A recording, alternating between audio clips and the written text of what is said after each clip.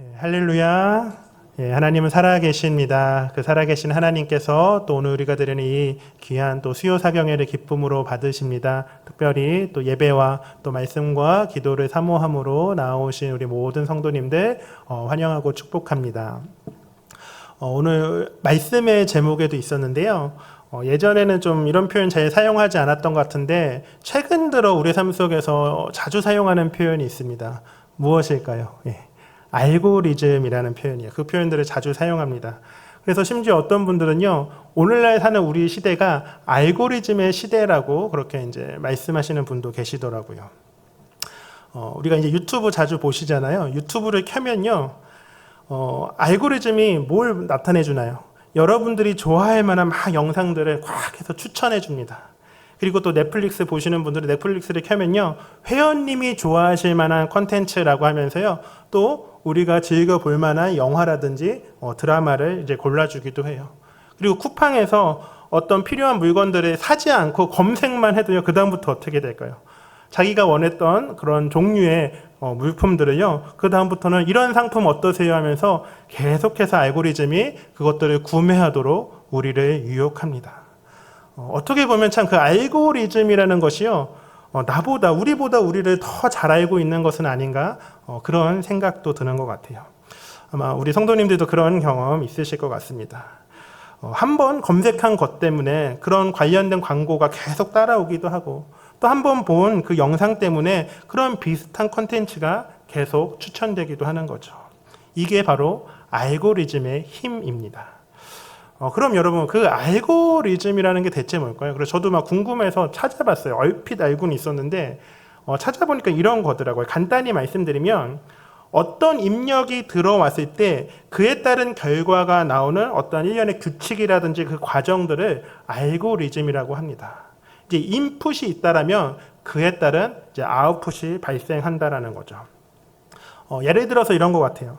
만약에 우리 성도님들 중에도 최근에 이제 운동에 관심 있으신 분들이 많이 계실 텐데, 그래서 막 유튜브로 영상을 찾아보면요, 그 알고리즘이 여러분들을 어떻게 파악하냐면, 이 사람은 운동을 좋아하는 사람으로 분류해서 계속해서 어떤 영상들을 추천해 줍니까? 운동과 관련된 영상들을 추천해 주는 거예요. 다른 주제도 마찬가지죠.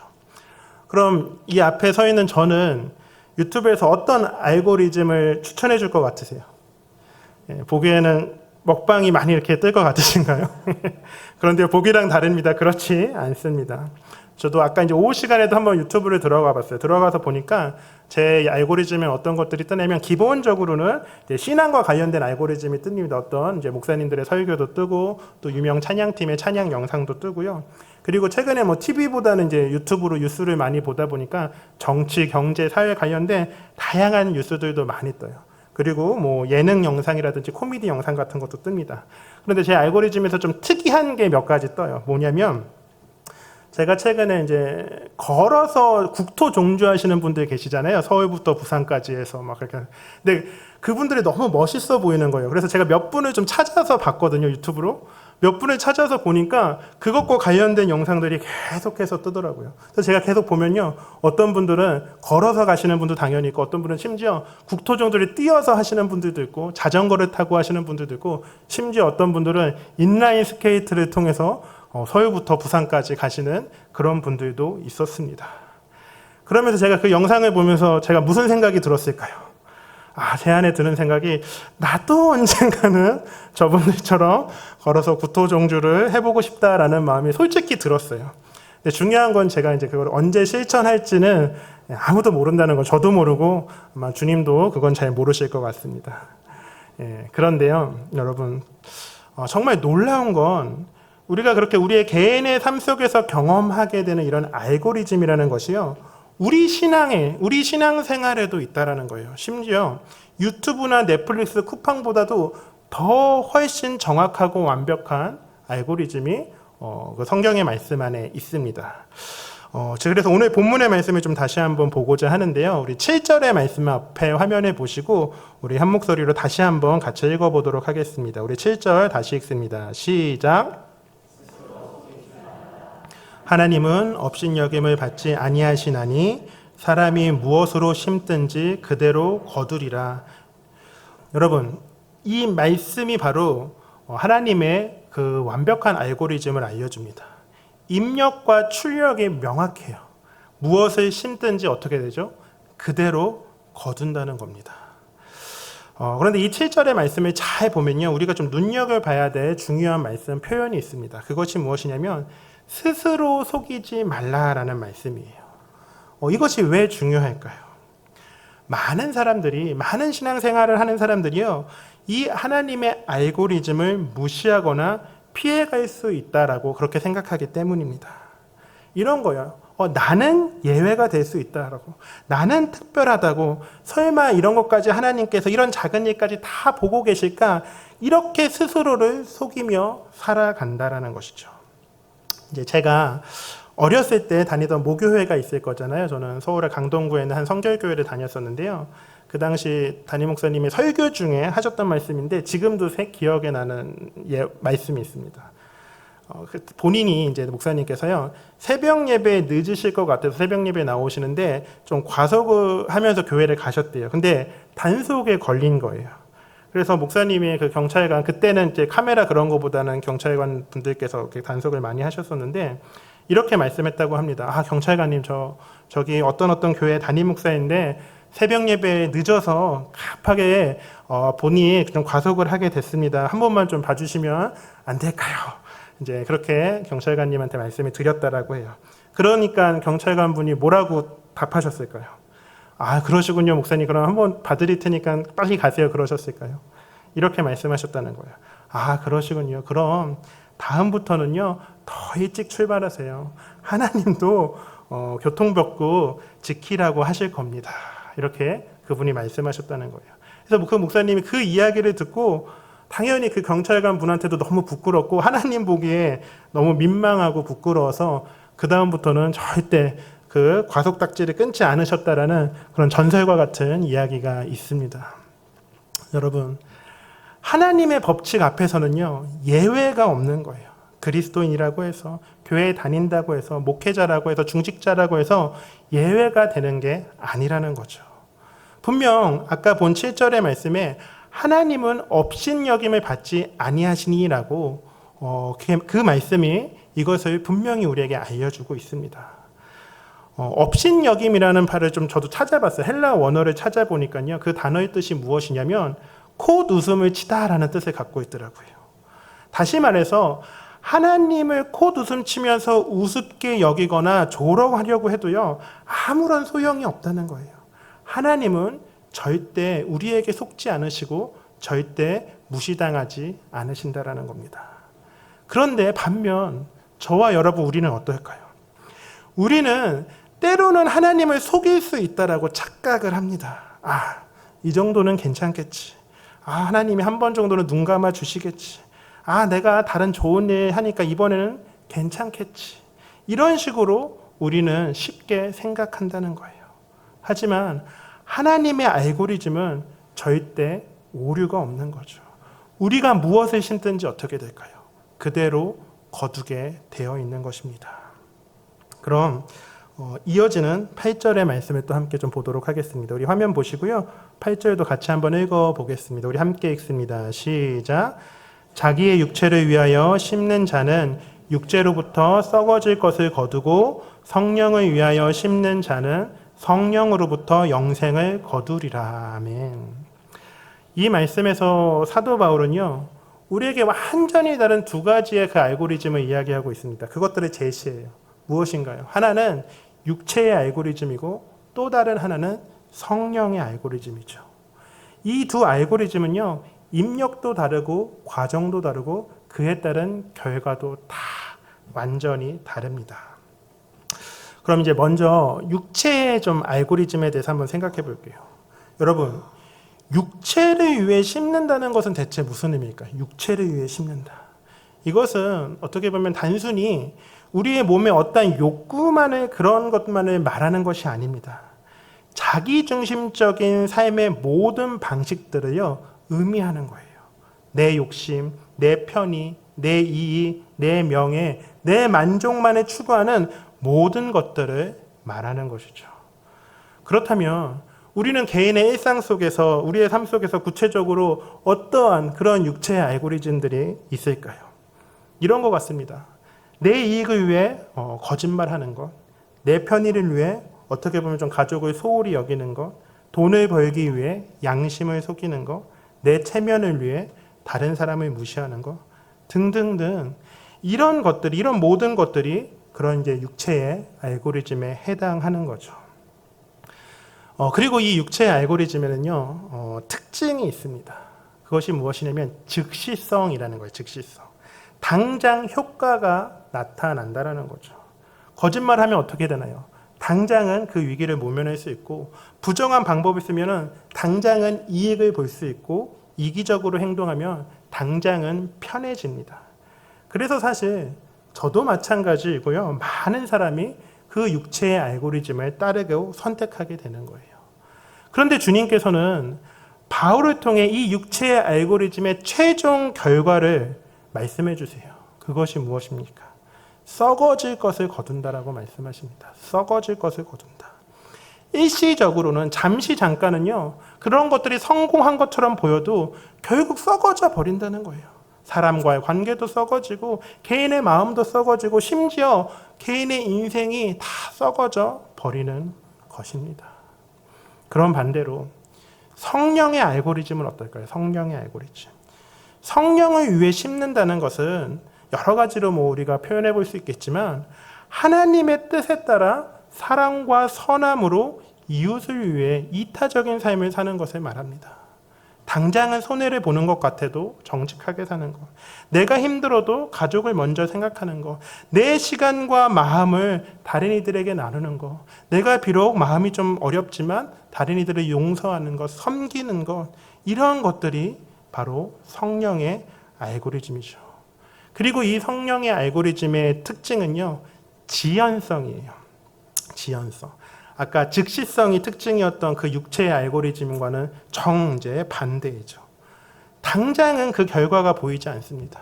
당장은 오히려 좀 손해를 보는 것 같고, 심지어 때로는 바보같이 보이기도 합니다. 하지만 그 성령의 알고리즘의 최종 결과는 어떤가요? 말씀은 우리에게 분명히 선포하고 알려주고 있어요. 바로 영생을 거두게 된다고. 여기서 말하는 영생은요, 단순히 죽음 이후의 어떤 삶을 이야기하는 것만이 아닙니다. 지금 이 땅에서부터 시작된 그 참된 생명, 의미 있는 삶, 기쁨과 평안과 그 행복을 누리는 그러한 삶을 말씀하시는 것이죠. 그런데 우리에게 있어서요, 참 중요한 것은요, 솔직히 이 성령의 알고리즘대로 사는 게 쉬울까요, 어려울까요? 너무나 어렵다는 거예요. 혹시 그게 성도님 중에 쉬운 분 계세요? 나는 성령의 알고리즘대로 사는 게 너무 쉽습니다, 이런 분 계시면 이따가 예배 마치고 그 방법 좀 저한테 좀 꼭 알려주시면 좋겠습니다. 우리는요, 하나님 안에서 하나님을 믿고 신앙생활하고 예배생활하기 때문에요, 당연히 성령의 알고리즘대로 살아야 된다는 것들을 생각을 합니다. 또 말로는 잘 고백을 해요. 너무나 잘 알고 있어요. 하지만 실제로는 우리가 생각하는 것처럼, 우리가 말하는 것처럼 그렇게 살지 못한다는 거죠. 그것이 결코 쉽지 않다라는 겁니다. 왜 그럴까요? 왜 그럴까요? 성령의 알고리즘은 당장 눈앞의 결과가 보이지 않기 때문이에요. 제가 예전에 청년부 사역을 할 때 어떤 청년이 저한테 찾아와서 좀 고민을 털어놓는 그런 시간이 있었습니다. 그 청년의 말에 의하면 이래요. 자기는 회사에서 정말 정직하게 살려고 크리스찬 청년으로서 잘 한번 살아보려고 노력을 한다는 거예요. 그래서 거짓 보고도 잘 하지 않고, 다른 사람들 뒷담화도 하지 않고, 야근이라든지 추가 일이 생길 때는 정말 그 누구보다 열심히 하면서 크리스찬으로서 모범을 보이며 살려고 노력한다라는 거죠. 그런데 옆에 동료는 반대라는 거예요. 맨날 일은 대충 하고, 상사한테는 아부만 하고, 힘든 일 있으면 다른 사람들한테 다 떠넘기는데, 중요한 건 막상 연봉도 나보다 그 사람이 더 많고 승진도 나보다 그 사람이 먼저 한다는 거죠. 그래서 그 청년의 말은 솔직히 말해서 너무 화가 나고 억울하다는 그런 이야기를 하더라고요. 그러면서 청년이 하는 이야기가, 고민이 된다는 거예요. 내가 크리스찬인데 사회생활을 하면서 크리스찬으로서 정직하게 사는 게 정말 맞는 건지, 나만 도태되고 나만 바보 되는 것은 아닌지 너무너무 고민이 된다고 하면서 그런 이야기를 했던 적이 있었습니다. 아마 우리 성도님들도 이런 경험 다 있으실 거예요. 정직하게 사는 사람이 바보 취급받는 것 같고 오히려 편법을 쓰는 사람이 성공하는 것 같은 그런 세상을 볼 때가 우리가 너무나 많이 있습니다. 그럴 때는 정말 이 하나님의 알고리즘이 맞나 의심스러울 때도 있습니다. 저만 그런 거 아니죠. 예. 그런데 우리가 이럴 때 우리가 기억해야 할 말씀이 있어요. 그 말씀이 오늘 본문 9절에 있습니다. 우리 9절의 말씀도 우리 앞에 화면 보면서 함께 같이 다시 읽어보도록 하겠습니다. 우리 9절의 말씀 함께 읽습니다. 시작. 우리가 선을 행하되 낙심하지 말지니 포기하지 아니하면 때가 이름에 거두리라. 아멘. 이 9절의 말씀에서 참 중요한 단어 표현은요, 때가 이름에라는 표현입니다. 이게 무슨 의미인가요? 하나님의 알고리즘은요, 우리가 원하는 시간표대로 작동되지 않는다는 거예요. 우리의 시간이 아니라 하나님의 때가 있다라는 것이죠. 여러분, 농사를 한번 생각해 보시면 좋겠습니다. 농부가요, 이제 봄이 돼서 씨를 뿌리고 나서 어떻게 하나요? 바로 다음날 가서 이거 왜 아직 싹이 안 났지?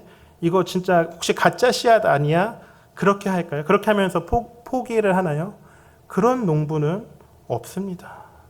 농부는요, 때를 기다릴 줄 아는 거예요. 농부는 씨를 뿌린 후에 어떻게 합니까?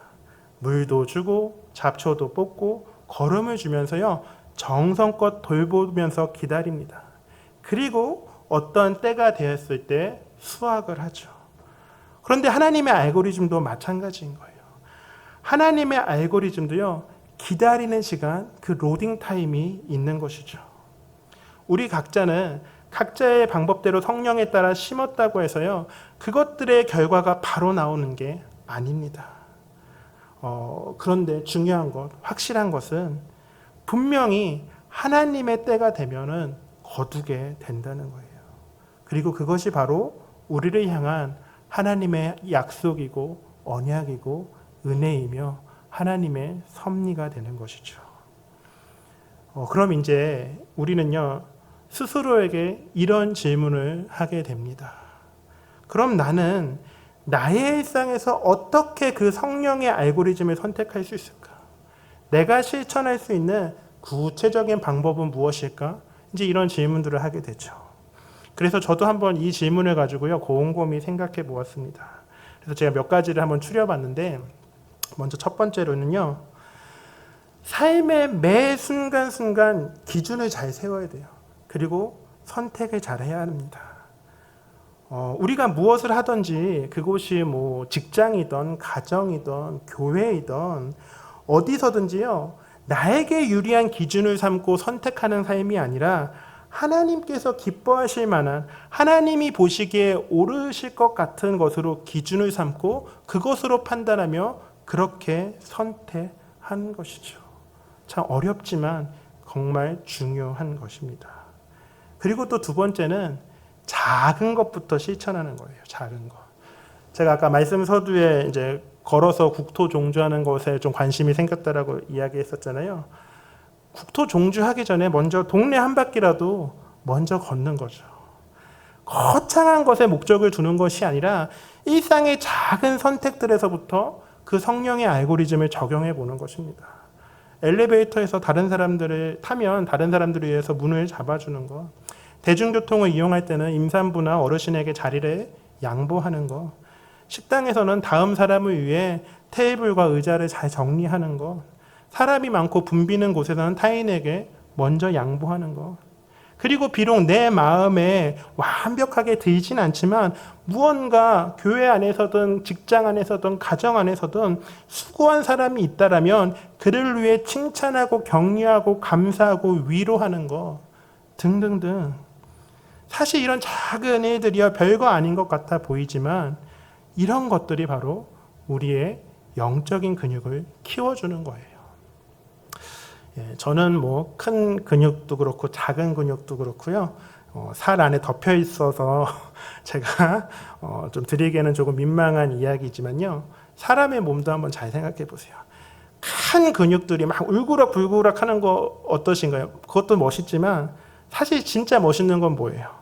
작은 근육들이 다 균형 있게 있는 몸이 더 멋있지 않을까 생각되어집니다. 근데 영적인 근육도 마찬가지라는 거죠. 우리는 큰 것, 대단한 것들을 하려고 하지만 그런 것보다 오히려 우리 삶 속에서 작은 것들을 그 성령의 알고리즘대로 살아간다면 그것이 더 멋있고 매력적인 성도, 그리스도인, 크리스찬이 되는 것입니다. 그리고 또 세 번째로는요, 함께 하는 거예요. 함께 하는 거. 여러분, 성령의 알고리즘은요, 혼자가 아니라 함께 할 때 더 쉽고 함께 할 때 더 파워풀합니다.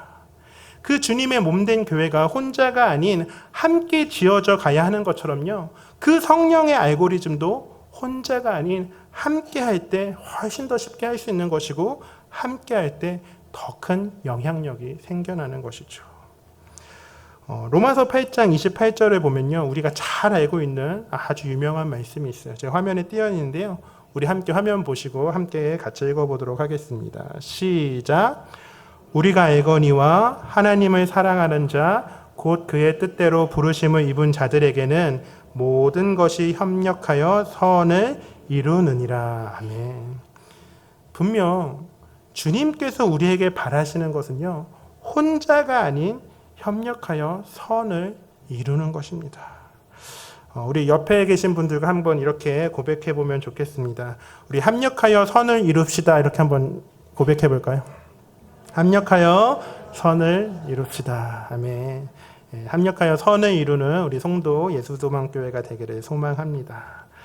그리고 이어서 네 번째로 또 중요한 것은요, 포기하지 않는 것입니다. 포기하지 않는 것. 이 구절의 말씀을 보면 무엇이라고 하나요? 낙심하지 말지니 포기하지 아니하면이라고 분명하게 우리에게 말씀하고 있습니다. 그렇게 우리에게 선언하고 선포하고 있는 거예요. 여러분, 실제로 성령의 알고리즘대로 살다 보면요, 어떤 경우가 있을까요? 어떨 때는 정말 내 마음처럼 쉽지 않을 때가 있습니다. 또 어떨 때는요, 너무너무 힘들 때도 분명 있어요. 주변 사람들은 다 편법을 쓰는 것 같고 그렇게 나만 바보가 되는 것 같아 보이기도 하고 나만 손해보는 것 같을 때도 분명 있습니다. 그리고 그런 것들이 쌓이고 쌓이다 보면요, 어느 정도 시간이 지나면 낙심하기도 하고 포기하고 싶은 마음이 들기도 해요. 그런데 그런 우리들에게 주님은 이렇게 말씀하시는 거예요. 낙심하지 말라고, 포기하지 말라고. 하나님의 때가 되면 반드시 거두게 될 것이라고 주님은 분명 우리에게 말씀하십니다. 그렇다면 성도님 여러분, 그 하나님의 때가 될 때까지, 그 하나님의 시간이 될 때까지 우리는 어떻게 기다려야 하겠습니까?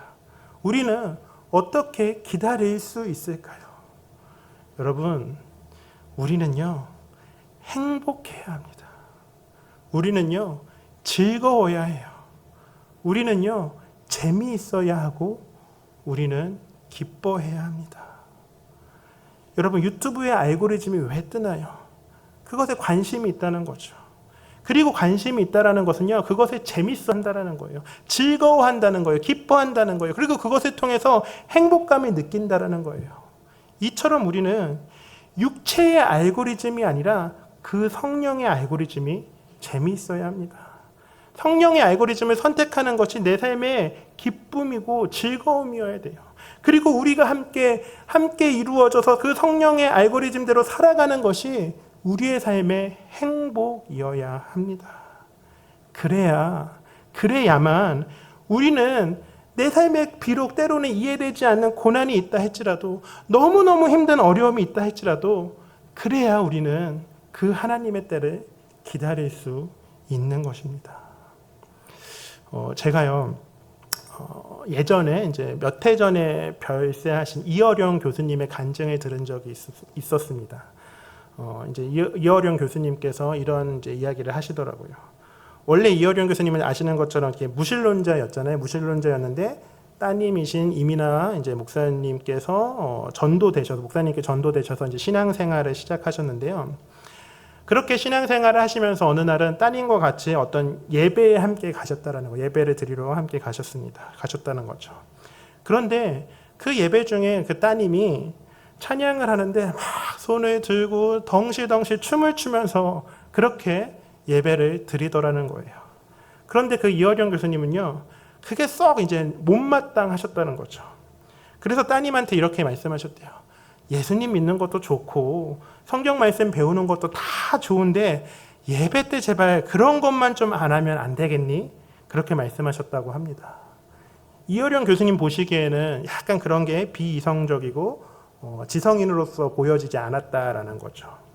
그런데 그런 아버지의 이야기를 들은 딸인 이민아 목사님이 그 아버지한테 이렇게 이야기하셨다라고 해요. 아빠, 내가 예배 드리는 게 너무 기쁜데, 내가 예배 드리는 게 너무 즐겁고 너무 행복한데 어떻게 가만히 있을 수가 있어요? 어떻게 춤을 추지 않을 수가 있어요? 이런 이야기를 하셨답니다. 그런데 중요한 건 그 당시 이민아 목사님의 상황은 절대 그런 상황이 아니었어요. 아시는 것처럼 암으로 시한부 인생을 살고 있던 그런 때였습니다.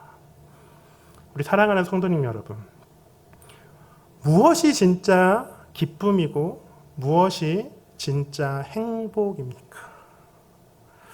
사실 우리는요, 저도 마찬가지이고 육체의 알고리즘을 기뻐하며 그것들에서 행복감을 느끼며 살아갑니다. 무언가 내가 바라는 것을 성취하고 부유해지고 목적을 이루는 것이 우리가 그런 것들을 해서 기뻐해요. 행복하게 느껴져요. 당연히 그런 건 모두 다 너무나 중요합니다. 안 중요한 거 아니죠.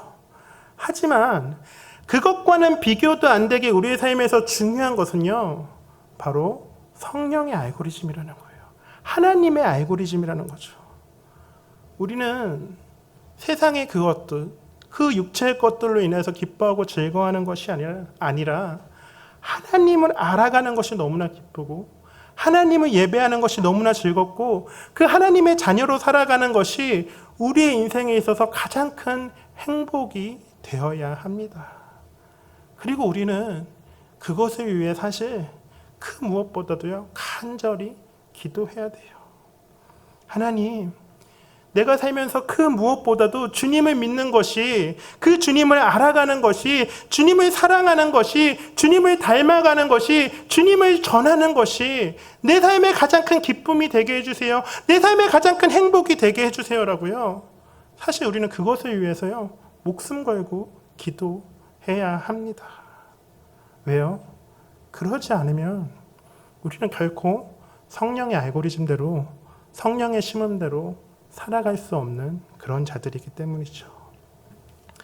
부디 이 시간 말씀에 맞추며 바라기는요, 그렇게 성령의 심음으로 성령을 통하여 영생을 거두게 되시는 우리 모든 성도님들과 또 우리 모든 가정들이 되시기를 바랍니다. 그리고 그것이 정말 세상의 그 무엇보다도 아무리 세상에서 좋은 것이 있다 할지라도 저와 여러분, 우리 모두의 인생 가운데 그것보다 하나님을 알아가는 것, 하나님을 예배하는 것, 하나님을 믿고 전하는 것이 가장 큰 기쁨이며 감사이며 행복이 되시는 그러한 삶을 살아가고 또 살아내실 수 있는 우리 모든 성도님들 되시기를 이 시간 간절히 소망하며 축원합니다.